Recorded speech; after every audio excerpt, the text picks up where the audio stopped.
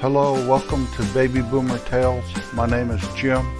You can find us at babyboomertales.com. Once there, you can access our Facebook page, Baby Boomer Tales, or click the link, My Book, and it puts you into a preview of our book, Got a Job, and it will offer you several ways if you would like to purchase it, either Kindle or paperback, I do believe. Baby boomers were born between 1946 and 1964. On May 8, 1945, Germany surrendered to the Allies of World War II. The armistice was August 14, 1945, VJ Day, which actually ended World War II, and then Japan formally surrendered September 2nd, 1945. 9 months later, May 14th, 9 months after Armistice Day, babies started popping out everywhere. There's definitely a boom to our population in the United States, and it is what started the baby boomer generation. May 14th, 1946 is the date that my fictional character, Homer Cates, from Cates General Store that we do here, was born. Both he and his wife Katie were born May 14th, 1946, and they really are the face and the voice of Baby Boomer Tales here. Besides me, Homer has made the most appearances of anybody. On July 26, 1946, the first underwater test of the atomic bomb near Bikini Atoll in the Pacific Ocean happened. That may seem very monumental and very famous, but what we've taken out of that whole incident more than anything is that itsy bitsy teensy weensy bikini. October 16th, 1946, the United Nations first meeting was in Long Island. December 5th, 1946, President Truman establishes the President's Committee on Civil Rights. It was to protect the civil rights of American citizens. Dolly Parton was born January 19, 1946, and Jackie, the MGM Lion, died on February 26, 1946. Remember that lion on the big screen letting out that mighty roar? April 1st, 1947. Jackie Robinson signs to play baseball with the Brooklyn Dodgers. September 26, 1947. The U.S. Air Force is made a separate branch of the military. I know my dad was in the Army Air Force, or the Army Air Corps, and this may explain why the Army and the Navy have Air Corps to this day instead of everything being put under the Air Force. September 27th, 1947, Walt Disney Productions made their 9th feature film titled Fun and Fancy Free.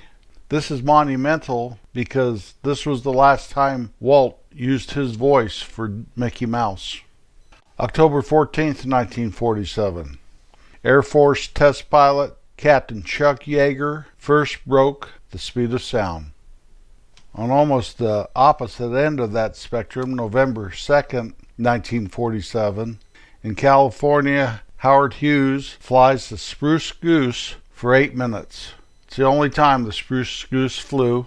It was the largest fixed-winged airplane ever built.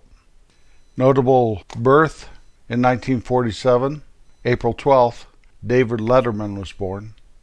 A notable death in 1947, April 7th, Henry Ford died.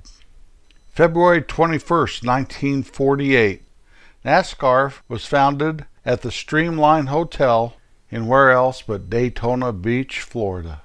March 17th, 1948, the Hells Angels were founded in California.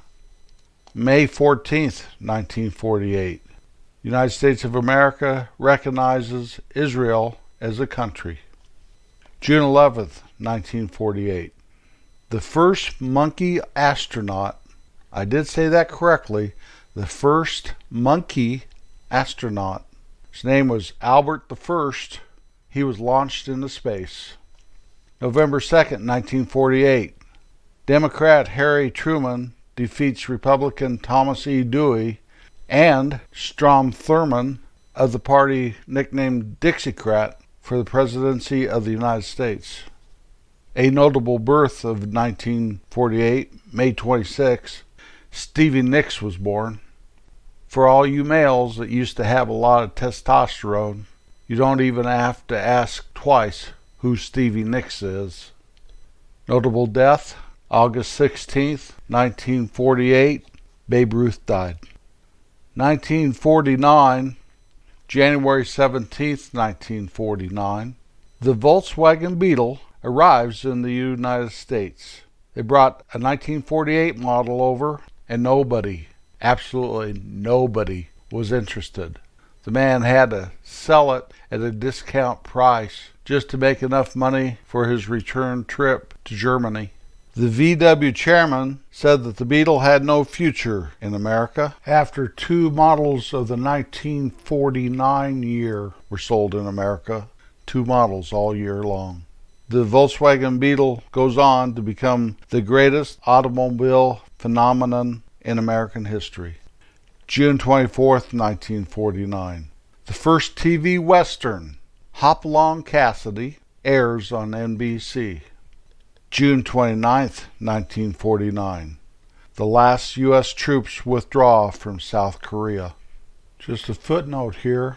The very next year, in 1950, United States troops went back into South Korea as the Korean War had started. Notable birth in 1949, January 10th, 1949, George Foreman. I'm sure his folks looked at him and said, "This boy's gonna be one tough kid and sell a whole bunch of grills," and named all of his children after himself. George Foreman, what a great character. What a wonderful, powerful boxer. October 23rd, 1949. Here's a notable death. Almanzo Wilder died. He was Half Pint's husband, Laura Ingalls Wilder. We may know both of them from Little House on the Prairie. Possibly you or your children or your grandchildren have read those series of books. The years following the end of World War II, this nation boomed economically as well as with children. It was good times in the United States, even though we had the Korean War that cropped up, and we were all worried about the Iron Curtain and the Red Curtain. There'll never be another time in history as the late 40s and the early 1950s, and we will visit the 1950s one of these days. I just didn't have time to do both 1946 through 49 plus the 1950s on this episode. The names of the generations of living Americans are as follows. The Greatest Generation, 1901 through 1927. These are the men and women that fought World War II and rescued us from all that was bad and that was taking over Europe and the rest of the world so rapidly. The Silent Generation, 1928 through 1945. These are the men and women that fought in the Korean War. Baby Boomers, 1946 through 1964, and we all know about Vietnam. Generation X, 1965 through 1980. This is where many of us baby boomers, our children were born. My two girls were born in this generation. Millennials, 1981 through 1997. Generation Z, 1998 through 2010. And the newest one, the Generation Alpha, started in 2011 and will run through 2025. After World War II, there was a boom like no other this nation has ever seen. We had, of course, the population boom that we've been speaking about today, where so many of us were born, especially the early boomers. Between 1946 and about 1955, there were millions and millions of us born. And this created an economic boom like no other also. the building of housing to keep up with all these people, schools for all the new kids, shopping malls for all the money that's being made, had to have somewhere to spend it. And they built all this stuff pretty much in suburbia because of the great migration from the cities to the suburbs. Well, baby boomers were not babies forever. Like anybody, they grew up, and as we got older, we influenced a lot of things. I'll just use one example, and that is the music. If you don't think we changed music forever and ever, then you're living in a time warp somewhere with Glenn Miller. If you don't believe me, ask my friend Bob Dylan, or better yet, ask old Sergeant Pepper. He'll look over and have someone in the Lonely Hearts Club Band give you an answer. Maybe it'll be old Lucy. She's up there with diamonds. There's one more generation in the Western world that was named, but chances of anybody still living from that generation are slim to none. That is called the Lost Generation. The years were 1883 through 1900. This generation went through the Spanish influenza and the Great War, the war to end all wars, World War I. I'd like to go through generations of my family real quickly here to try to tie up everything today. And it's following my father's and his father's and his father's side of my family. We'll start in the year 1649, and when I give the date, it is the year Grandpa was born, not the year they were married. Johann married Anna. Johann was born in Germany and died in Germany. In 1678, Andras married Anna. He was born in Germany and he died in Pennsylvania. So this was my first great-grandfather, however many greats I'm supposed to put behind the first great, that came to America. 1716, Jacob married Mary. Jacob was born in New York and died in North Carolina. 1758, Johannes married Anna, and this grandfather here actually changed his last name, the spelling of it, maybe made it a little bit more Americanized, I'm not sure, but it did change at him. He was born in Pennsylvania, died in North Carolina. 1795, Johann, he married Elizabeth, born in North Carolina, died in Missouri. 1824, and this is the first one I had ever heard anything about until I got into genealogy. Joseph married Elizabeth, born in North Carolina, died in Indiana. 1860, James, he married Delitha. He was born in Indiana and died in Indiana. 1889, Earl, he married Edna. He was born in Indiana and died in New Mexico. 1913, my dad, Donald, married Maxine, born in Indiana, died in Colorado. 1950, that's the year I was born. My name's James, but I like to go by Jim.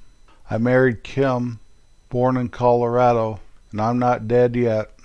I didn't put either one of my daughters there because it looks like, as far as on my line, my last name will peter out here with me. I've got a couple brothers that have sons, but my line, as far as the name, runs out. But my line will not run out. I have 6 grandchildren. Family is a very important thing. Perhaps you have a picture somewhere of 3, 4, possibly 5 generations altogether, sitting there, looking at the camera. Little piece of your family history right there. Family is a precious thing, no matter how splintered you may think it is, no matter the troubles and the heartaches and whatever goes along with living in this world. I do believe family is the most precious gift God gave to mankind besides his Son, Jesus Christ. It's a very good thing, and if you don't have family, just look around you.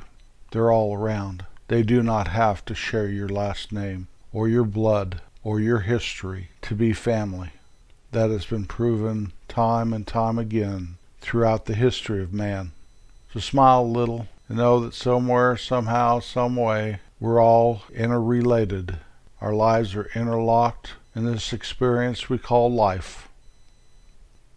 Always be kind wherever you go, whoever you're with, whatever the circumstance. It's the high road. It's the high road indeed. I'll be back next Wednesday. Peace out.